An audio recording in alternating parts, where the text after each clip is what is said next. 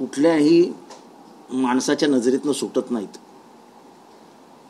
5 वाजता अमुक टक्के आणि त्याच्यानंतरच्या काही तासात 13%, म्हणजे झालेल्या मतदानाच्या 1/4 म्हणजे 1/4 टक्केवारी ही 5 वाजल्यानंतर वाढते, हे निव्वळ अशक्य आहे. हरियाणाच्या कोर्टाने दिलेल्या निकालानुसार सगळ्या गोष्टींचे पुरावे त्यांनी उमेदवाराला द्यायला हवेत. अगदी तिथली व्हिडिओ शूटिंग सुद्धा त्यांनी उमेदवाराला द्यायला हवी. कारण का 6 वाजेस्तोवर लाईन आहे. 6 वाजेपर्यंत जो माणूस लाईनीत आहे त्याला वोटिंग करू दिलं पाहिजे, हा नियम आहे. 6 वाजेपर्यंतची गर्दी दाखवा आणि 13% मतदान कुठे वाढलं नक्की आम्हाला सांगा. कारण ह्याच्यामधली एक प्रथा आणि एक कायदा असं सांगतो की 7 ते अमुक वाजेपर्यंत तुम्ही लगेच जाहीर करा. 9 ते आहे का टायमिंग आहे, 7 ते 9 नंतर घ्या ना. 7 ते 9, 7 ते 11,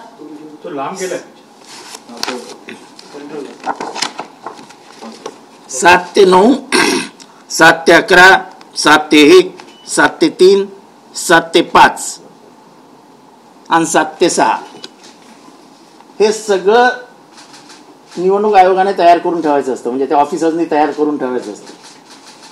हे त्याचं हे अशा पद्धतीने तयार केलं जातं.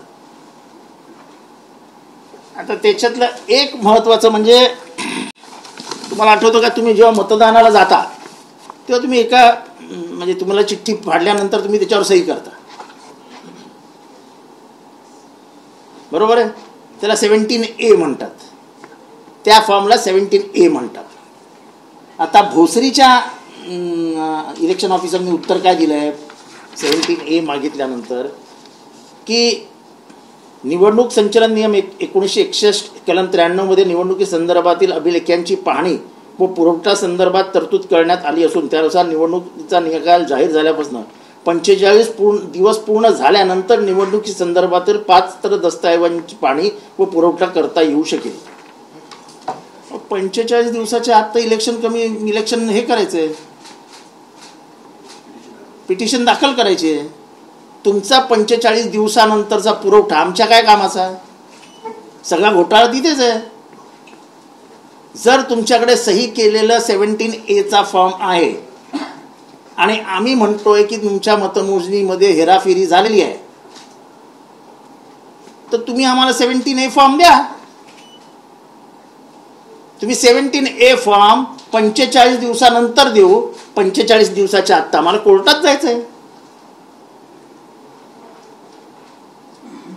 आणि इथे असं म्हटलेलं आहे, subject to such condition and to the payment of such fee as the election commission may direct, all the papers relating to the election shall be open to public inspection and copies thereof shall be on application be furnished.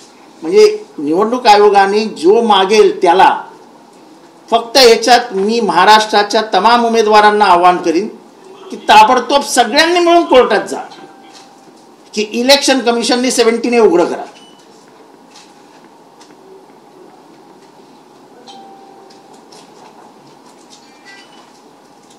कारण का 17A मध्ये वेळ आहे.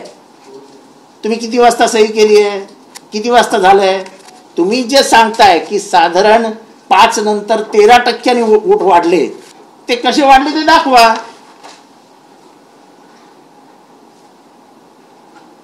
हे बघा, असा हा form आहे जो वरती असतो.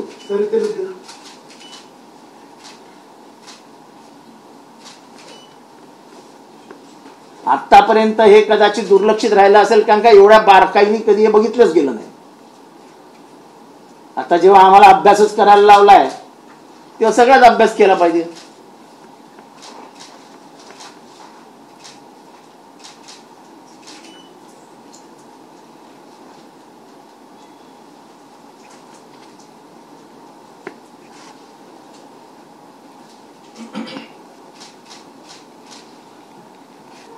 आणि माझी अजूनही एक मनात शंका आहे आणि ती मी कायम बोलून दाखवीन की जर तुम्ही म्हणता ते स्टँड अलोन मशीन आहे, म्हणजे ते कॅल्क्युलेटर सारखं मशीन आहे. कॅल्क्युलेटर सुद्धा स्टँड अलोन आहे. कॅल्क्युलेटरमध्ये 2+2+2+2 8 येतं ना. चुकतं का कधी? कधी 9 येतं का? मग जर हे स्टँड अलोन मशीन आहे आणि कॅल्क्युलेटर सारखं चालतं, तर ह्याच्यात 2+2+2+2 12 कसं काय येतं? अशी महाराष्ट्रातले जवळजवळ 143 केंद्र आहेत ज्याच्यामध्ये मतच वाढली आहेत.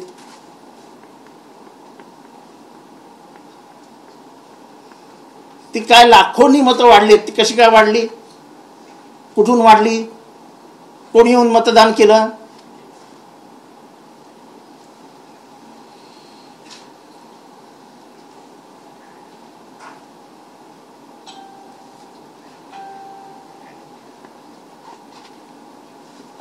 त्यामुळे या सगळ्या संशयास्पद प्रकरणावरती कोर्टाने आता, म्हणजे मी सगळे उमेदवार जे पराभूत झालेत आणि ज्यांना संशय आहे त्या सगळ्यांनी एकत्र येऊन सर्वोच्च न्यायालयात जावं आणि सर्वोच्च न्यायालयाकडनं आदेश घ्यावा की 45 दिवसाच्या आत 17 त्यांनी उघडा करावा, म्हणजे आम्हाला कोर्टात जाता येईल. 45 दिवसानंतर 17 आम्हाला मिळेल, उघडा होईल, पण आमचं कोर्टाचं पिटिशन बाद झालेलं असेल तोपर्यंत. म्हणजे तुम्ही आमची संधीच हिरावून घेणार असेल आणि खोटं नाटक कोर्टाच्या माध्यमातून लपवण्यात येणार असेल, तर न्यायाची बाजूच नाही आहे.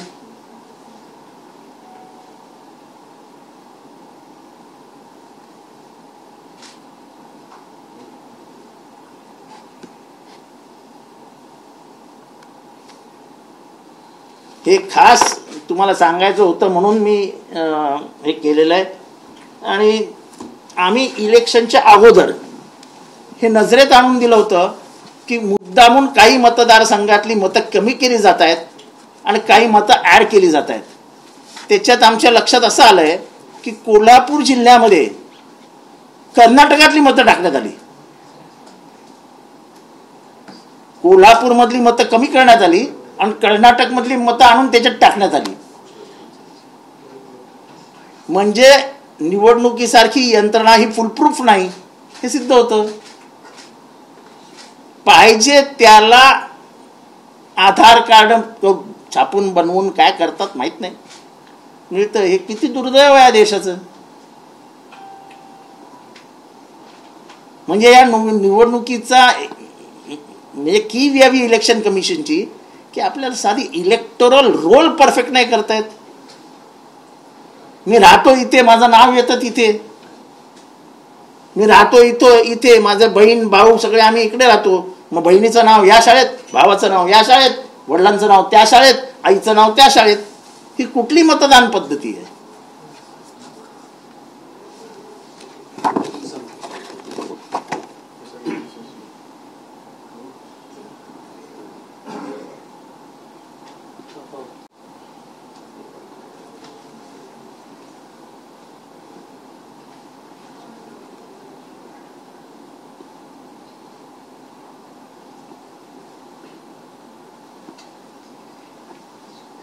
तेव्हा एवढं सगळं आम्ही जमा करून ठेवलंय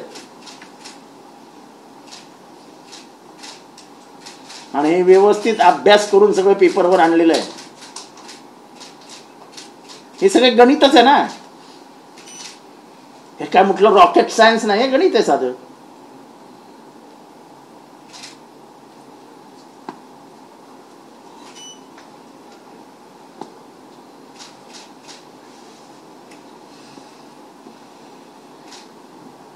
एखाद्या दोन बाजूच्या मतदारसंघातल्या उमेदवारांचा पराभव 90,935 मतांनी होतो. हे काय मॅजिकल फिगर आहे का? काही मतदारसंघामध्ये 1,38,000 टिंब टिंब टिंब, 1,38,000 टिंब टिंब टिंब, 1,38,000 टिंब टिंब टिंब, म्हणजे 1,38,000 हे फिक्स्ड आणि सगळ्या गेम त्याच्यावर आहे.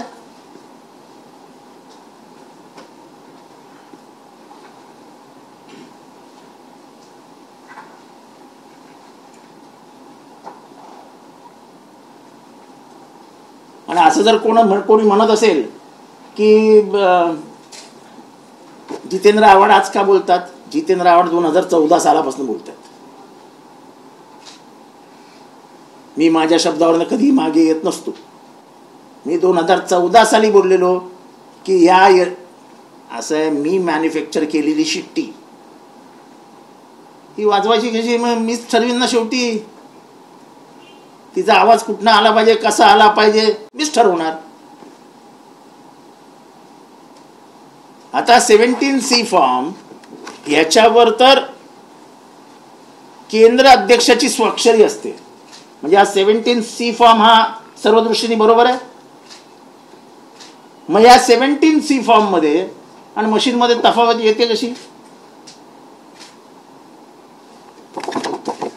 हा 17C फॉर्म कधी भरला जातो? मतदान संपलं. सगळं मतदान संपल्यानंतर एक बटन दाबण्यात येतं, ती आकडेवारी येते. ती आकडेवारी इथे लिहिली जाते. ती आकडेवारी लिहिली गेल्यानंतर त्याच्यावर मतदान केंद्र अध्यक्षाची सही.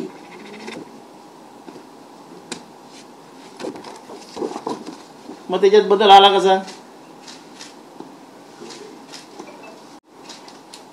ते काय कोणी फिगर आणली नाही ना, तिथं तुमच्या कॅल्क्युलेटर म्हणजे तुमच्या मतदान यंत्राने दिलेली फिगर आहे. मग विश्वास कशावर ठेवायचा? तेव्हा या घोटाळ्याला कारणीभूत फक्त आणि फक्त इलेक्शन कमिशन आहे.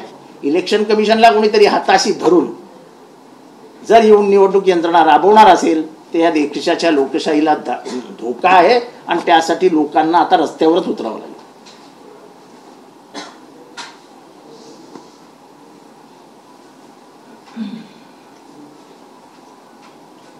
म्हातारी मेल्याचं दुःख नाही, काळ सोकावतोय. अशा पद्धतीने जर निवडणुका घेतल्या गेल्या तर उभ्या आयुष्यात निवडणुकाच होणार नाही, असंच होईल.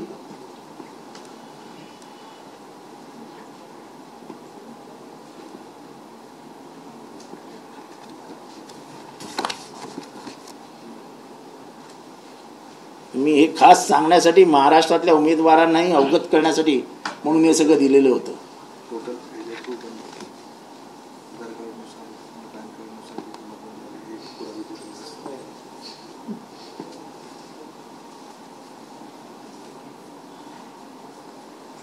आधार कार्ड नंबर असतो, पॅन कार्ड नंबर असतो, वाहन चालवण्याचा परवाना असतो. हे सगळं लिहावं लागतं 17A वरती.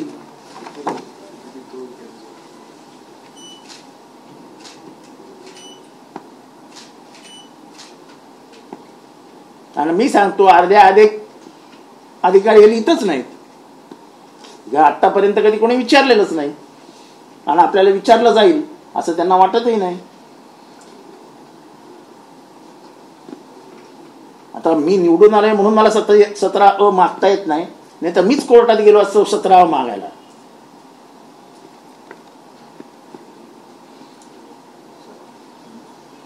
आता देखील नागपूरमध्ये ईव्हीएमच्या विरोधात मोठा मोर्चा नाशिकमध्ये मोर्चा निघालेला आहे. ईव्हीएमची अंत्ययात्रा काढलेली, सगळे महाविकास आघाडीचे नेते एकत्र आहेत. असं आहे की सगळे एकत्र आहेत की प्रश्न पारदर्शकतेचा आहे.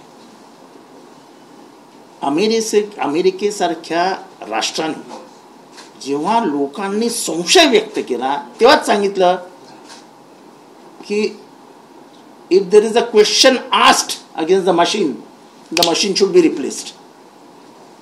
अमेरिकेसारख्या प्रगत राष्ट्र म्हणतं की ईव्हीएम मध्ये घोटाळा असू शकतो आणि त्यांच्या इलेक्शन कमिशन म्हणतं हो, जर संशय असेल तुम्हाला आम्ही बाजूला काढतो. लोकशाही टिकवण्यासाठी तुमच्यावर झालेल्या प्रत्येक आक्षेपाचा तुम्हाला विचार करावाच लागेल. आणि जेव्हा इलेक्शन कोर्ट म्हणतं की नाही ना लवकर मतदान मोजलं गेलं पाहिजे, अरे लवकर मतदान मोजलं गेलं पाहिजे, 20 दिवस होत आले अजून मंत्रिमंडळ नाही झालं महाराष्ट्राचं. कोर्ट येणार आहे का? सुप्रीम कोर्ट येते सांगायला मंत्रिमंडळ स्थापन करा. कोर्टाचं काय जातं, 1 तासाभरात निर्णय द्यायचा निघून जायचं. अख्ख्या देशाचं वाटोळ होईल ना याच्यात. ही देशाची लोकशाही ही काय अशीच आणलेली नाही. हे पोलिंग ऑफिसरनी करायचं काम असतं.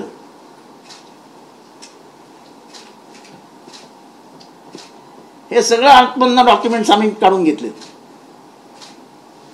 हे असे इथे कोण झाले काय परफेक्ट तुम्हाला मोजणी येईल, पण हे देतच नाहीत तुम्हाला. हे लपून ठेवलंय. सांगतात 45 दिवसानंतर देऊ. 45 दिवसानंतर देणार म्हणजे आमचं इलेक्शन पिटिशन गेलं. मग या कागदपत्राला अर्थ काय?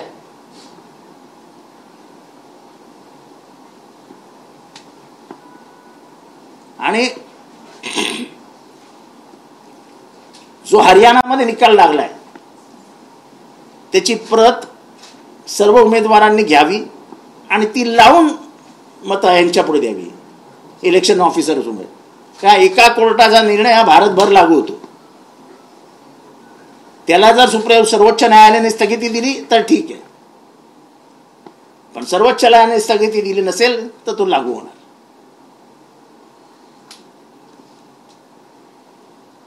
हे सगळे कागदपत्र आहेत. तुम्ही सगळ्या कागदपत्रांचे झेरॉक्स काढा, त्याचं काय फिल्म बिम काढायची असेल ती पण काढा.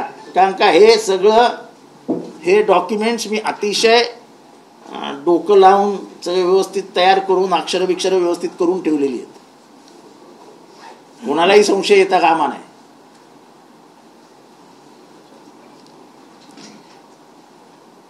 अजून काय आहे?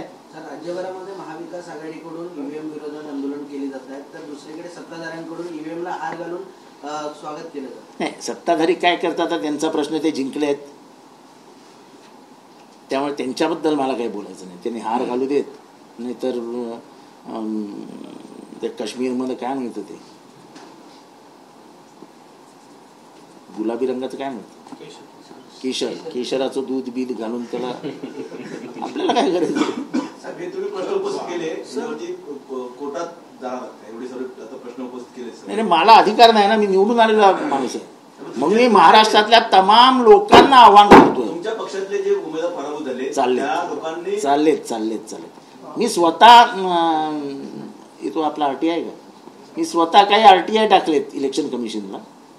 कारण का तुमच्या माहितीसाठी सांगतो, इलेक्शन कमिशनचं जे मशीन आहे ते मशीनचा फक्त बाहेरचा भाग भारतात बनतो, बाकी सगळे भाग हे बाहेर येतात. एकही भाग भारतात बनत नाही. सर, ह्याच्यावर आता स्थानिक स्वराज्य संस्थेच्या निवडणुका असणार आहेत.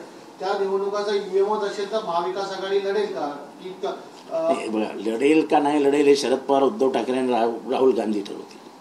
प्रश्न हा आहे की एक सामान्य नागरिक म्हणून जी विश्वासार्हता आम्हाला इलेक्शन कमिशनकडनं मिळायला हवी, जी डॉक्टर बाबासाहेब आंबेडकरांना अपेक्षित होती, प्रश्न त्याच्यावर आहे. ही निवडणूक बॅलेट पेपर घेण्याची मागणी करणार, ती होणार नाही, ती करणार नाहीत हे माहिती आहे मला. नाही, महायुती येईल की नाही हा प्रश्न आहे. प्रश्न लोकांना जागृत करण्याचा. लोकांना ह्याच्यावर जागृत केलं पाहिजे. कारण ह्याच्यावर सर्वात पहिला आक्षेप कोणी घेतला होता माहिती आहे? डॉक्टर सुब्रमण्यम स्वामींनी. आणि सुब्रमण्यम स्वामींमुळे व्हीव्हीपॅट आला. आता मी स्वतः हे 5 डिसेंबर 2024 हे 3 RTI टाकलेले आहेत.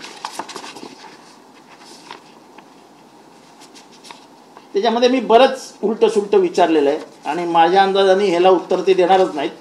कारण ह्याच्यामध्ये ते भयंकर किचकट प्रश्न आहेत की ह्याच्यात मायक्रो सर्किट्स आहेत. ते सर्किट्स कुठून आले, मायक्रो कंट्रोलर्स आहेत, मायक्रो प्रोसेसर्स आहेत. म्हणजे ज्याचा बाहेरनं संपर्क 100% येतो असे कितीतरी गोष्टी त्या मशीनमध्ये आहेत. आता सेमीकंडक्टर भारतात कुठेही मॅन्युफॅक्चर होत नाही. त्याच्यावरनं मारुतीमध्ये 1 वर्ष गाडीच मॅन्युफॅक्चर झाली नाही.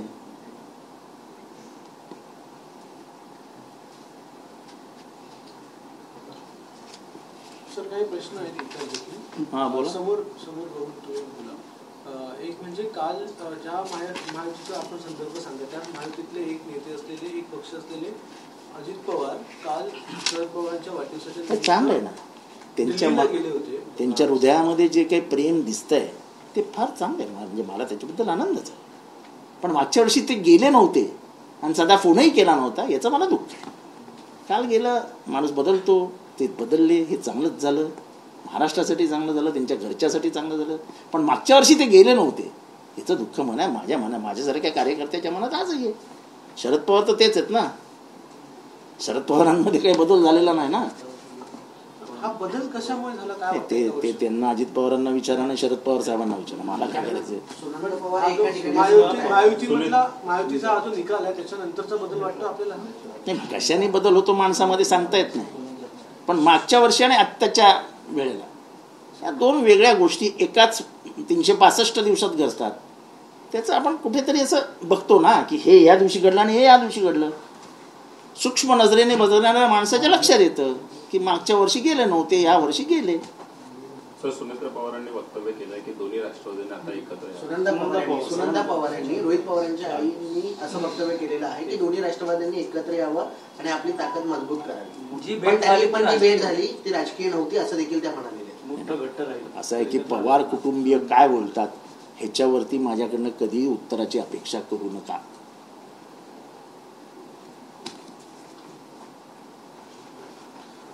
एक असा मतप्रवाह आहे, आज एक बातमी चालते ती म्हणजे शरद पवारांच्या राष्ट्रवादीतल्या नेत्यांनी असं सांगितलेलं आहे, त्यांचं एक मतप्रवाह आहे की आपण एकत्र व्हावं, सरकारमध्ये जावं, एकतर अजितदादांसोबत जावं किंवा भाजप बरोबर.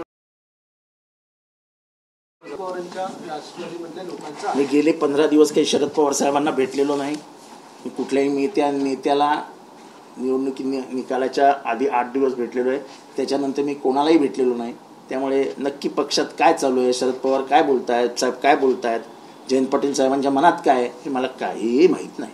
सर, अशी चर्चा एक आहे की राष्ट्रवादी आता हे सगळं झाल्यानंतर नेक्स्ट ऑपरेशन लुटर्स ऑपरेशन म्हणून राष्ट्रवादीचे खासदार कोणाचं कारस्थान रचलं जातं अशी एक चर्चा आहे. आणि आमचा एकही खासदार फुटणार नाही ही 100% गॅरंटी माझ्याकडनं लिहून घ्या. काही खासदार गेले तर केंद्रीय मंत्री म्हणून प्रफुल्ल पटेलला त्यांचा फायदा देखील होईल असं देखील चर्चा आहे. प्रफुल्ल पटेल यांचा फायदा होईल, तिकडे तुमचे राष्ट्रवादीचे खासदार त्यांच्या ठिकाणी गेले तर प्रफुल्ल पटेल ते साहेब बघतील ना, मी कशाला बोलू त्याच्यावर. माझं काम होतं हे लोकांच्या लक्षात आणून दिलं, ते मी आणून दिलं.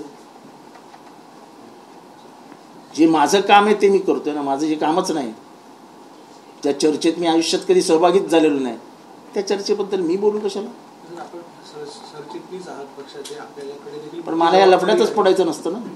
मोठी जबाबदारी माझ्यावर कितीही मोठी जबाबदारी टाका, पण जे शरद पवारांचं काम आहे ते त्यांनीच करावं, मी कशाला करू. मध्ये लुडबुड करण्याची मला सवय नाही की शरद पवारांचा मीच मार्गदर्शक आहे असं जे काही पूर्वी चित्र रंगवलं जायचं ते मला काय रंगवायचं नाही आणि मला ते करूनही घ्यायचं नाही. आपली ताकदच नाही तेवढी, तर कशाला पुढे पुढे करायचं. मागे अजितदादा वय झालं आता तरी पुढे सोडा, अध्यक्षपदाच्या वरून देखील आता त्यांचा आणि त्यांचा प्रश्न आहे ना, तेव्हा उत्तर द्यायची ती मी सगळी उत्तरं त्यावेळेस दिली.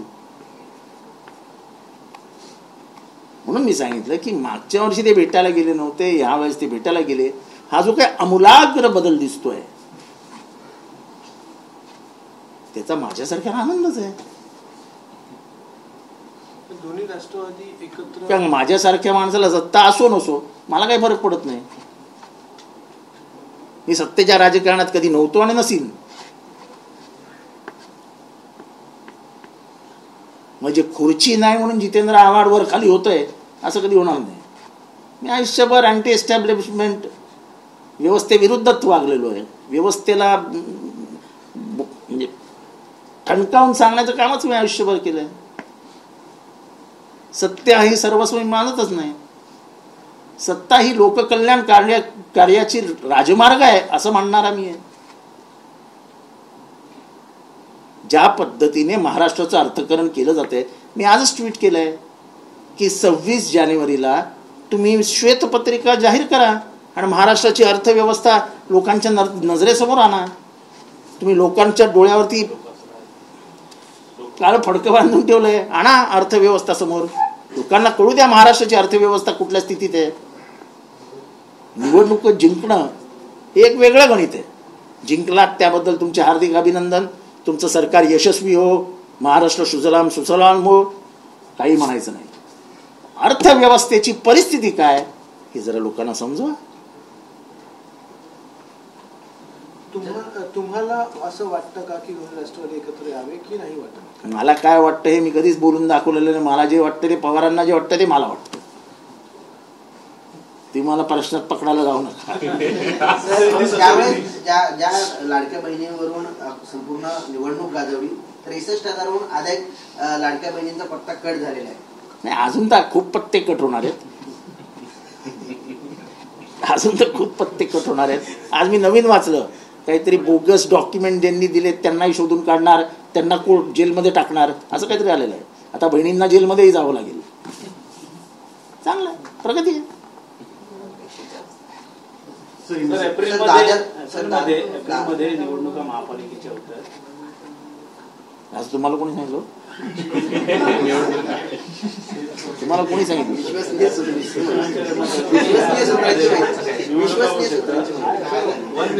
34,000 जागा रिक्त आहेत.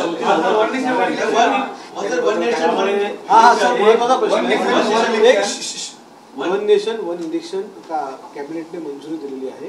काय वाटतं याच्यावर? कारण की अनेक विरोधक असं म्हणतात की विरोधकांना संपवण्याचा हा डाव आहे. तुम्हाला काय वाटतं? हा, मला विरोधक संपले तरी हरकत नाही. हा देश संपेल. समोर विरोधक संपले, विरोधक जिवंत राहिले, विरोधकांना गोळ्या घातल्या, काही फरक पडत नाही.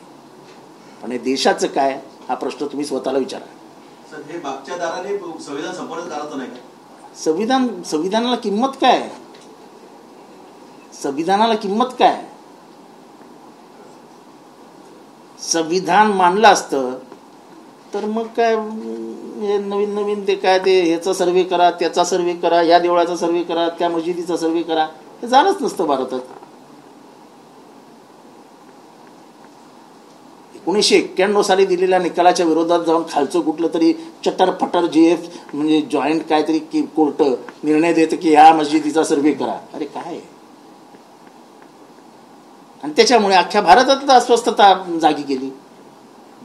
वन नेशन वन इलेक्शन घेणे हुकुमशाही आपल्या देशात राबवण्याचा हा हे षडयंत्र. वन नेशन वन इलेक्शन हा हुकुमशाहीचा मार्ग आहे. मार्ग आपली डायव्हर्सिटीच संपते. आपल्या ह्या देशाची विविधता ही निवडणुकीत सुद्धा दिसते. जेव्हा काही ठिकाणी आपल्याकडे उन्हाळा असतो तेव्हा काही ठिकाणी बर्फ पडत असतो, काही ठिकाणी जेव्हा हिवाळा असतो तेव्हा काही ठिकाणी पाऊस पडत असतो. या देशाची विविधता हीच या देशाची ताकद आहे आणि म्हणूनच संविधान गरजेचं आहे. आता ती विविधता संपली की आपण संविधान संपवतो. स्वबळावरती लढणार का? संजय राऊत म्हणतात की स्वबळाचा नारा दिला त्यांनी महानगरपालिकेच्या निवडणुकीत. हे बघा, संजय राऊत हे उद्धव ठाकरेंचे प्रमुख सल्लागार आणि प्रवक्ते आहेत. मी प्रमुख सल्लागार पण नाही आणि प्रवक्ता पण नाही. त्यामुळे ह्या गोष्टी मला माहीत नसतात ना. माझ्या कानात कोणी सांगितलेलं पण नाही की कसं उत्तर देऊ. विधानसभा निवडणुकीमध्ये एक है तो सेफ है, बटेंगे तो कटेंगे अशा प्रकारचे नारे दिले गेले होते. मात्र दादरच्या हनुमान मंदिर पाडण्याचा कट आता रचला जातो. नोटीस दिली गेलेली आहे. 80 वर्षांपूर्वीचं जुनं मंदिर आहे. राम मंदिर बांधणारेच आता हनुमान मंदिर.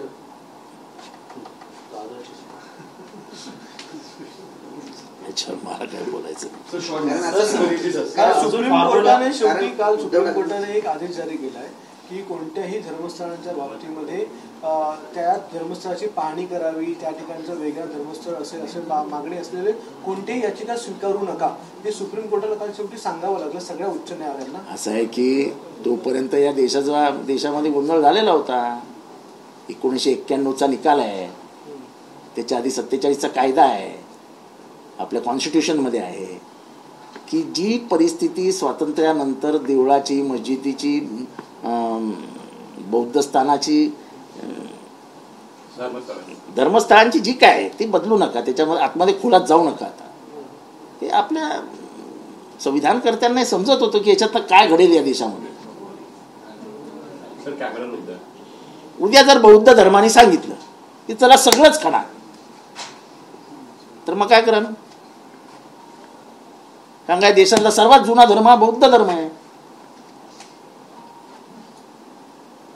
वादच घालायचे असतील तर मग काय वादच घालत बसा, देत जाऊ द्या खड्ड्यात.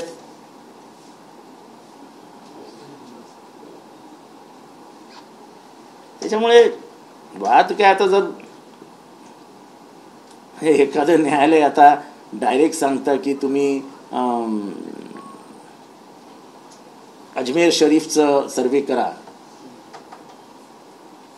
मला वाटतं ज्यांनी इतिहास वाचला त्यांच्या हे कदाचित लक्षात येईल की सुफिझम आणि शैविझम हे भारतातल्या हिंदू आणि मुसलमानांमधल्या दोन परंपरा आहेत, ज्याच्यात तल्लीन होणं, भक्तिरसामध्ये तल्लीन होणं हे मुख्य असतं. हे एकत्र आलं भारतात. सुफिझम ज्यावेळेस झाला त्याच वेळेस शैविझम आला, आणि दोघांच्या मानसिक याच्यामध्ये देवासमोर तल्लीन होणं, एकाग्र होणं, आणि देव म्हणजे जो काही त्यांचं श्रद्धेचं स्थान आहे ते असं मनावर येणं, हा एक वेगळा भाव आहे त्याच्यातला. आपण सगळ्यावरच जर आघात करायला लागलो तर मग ह्या देशाची जी विविधतेची संस्कृती आहे हीच खतम होऊन जाईल. आपण प्रत्येक स्थानाला हिंदू आणि मुसलमान म्हणून बघायला लागलो तर मग कर्नाटकामध्ये किती देवळं कुठल्या राजाने बांधली याचा हिशोब घ्या कधीतरी. काशीला कोणी किती धन दिलं याचा हिशोब घ्या कधीतरी.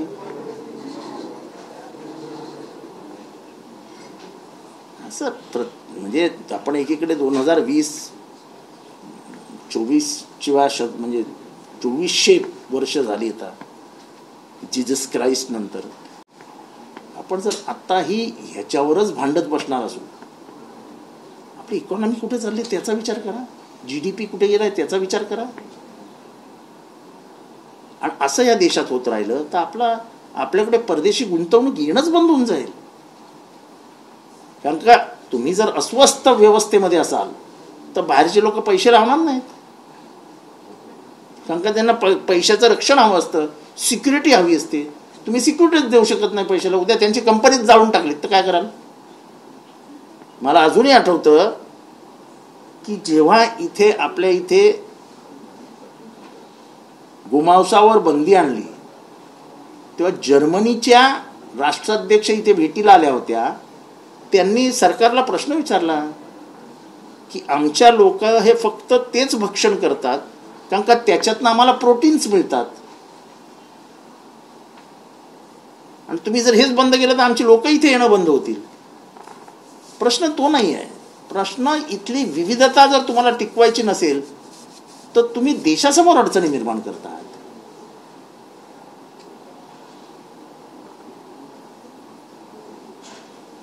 गोव्यामध्ये चालतं सरकार बीजेपीचं, वेगळं सरकार तर नाही ना. आणि मी कुठल्याला आमच्या राज्याचं पण बोलत नाहीये. इथनं 800 किलोमीटरवर आहे गोवा. तिथे एक नाही, इथे एक नाही. केरळात एक नाही, इथे एक नाही. आंध्र प्रदेशला एक नाही, इथे एक नाही. आसामला एक नाही. किरण रिजिजू त्यांच्या मंत्रिमंडळातला ज्येष्ठ लॉचा मिनिस्टर, कायदेमंत्री, तो म्हणतो मी खाणारच, मला कोण रोखू शकतं. इथल्या एखाद्याने म्हणावं मी खाणारच, दुसऱ्या दिवशी त्याचेच तुकडे होतील, त्याचाच खात्मा केला जाईल.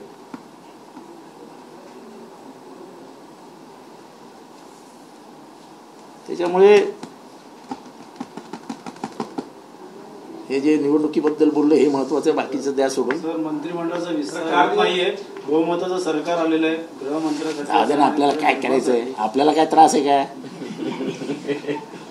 आपण सगळी चहा पण प्यालो, चपाती पण खाल्ली, आता तुमच्याशी बोलतो पण आता इथनं बाहेर जाईल. आपल्याला काय त्रास आहे का कुठे नाही. मंत्रिमंडळ बनवू नाही तर न बनवू, आपलं काय जाते. कोटाचा कपडा वाया जातोय असं. हा कोट शिवलेले कपडे वाया जातात. कोट शिवले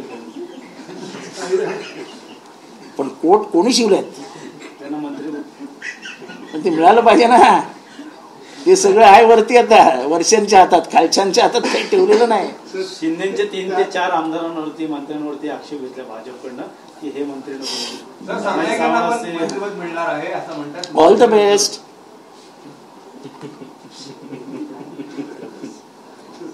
द बेस्टचा नक्की अर्थ काय? ऑल द बेस्टला 2 अर्थ असतात. नाही म्हणजे तुम्ही मला समजून सांगा. माझं कदाचित इंग्लिश समजण्याचं बोलण्याचं हे कमी असेल, माझं कॉमन सेन्स कमी असेल, तर तो कॉमन सेन्स तुम्ही मला सांगा काय. उलट माझी टिंगल करायला जात जाऊ नको.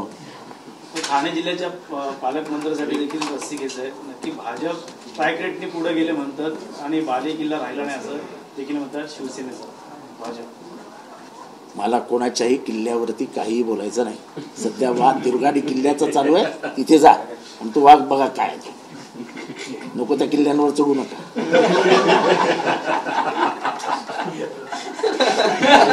मलंगडाला देखील न्याय मिळेल कारण दुर्गाडी किल्ल्याचा न्याय दिलेला आहे. चला आता बस झालं. सर हिंदीमध्ये शॉर्ट मध्ये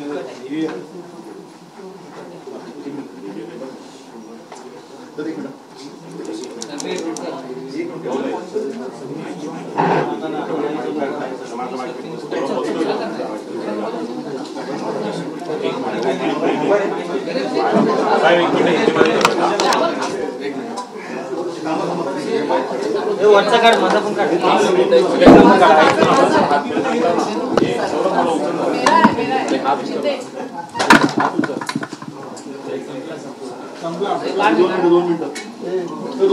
हिंदीमध्ये करूया शॉर्ट मध्ये.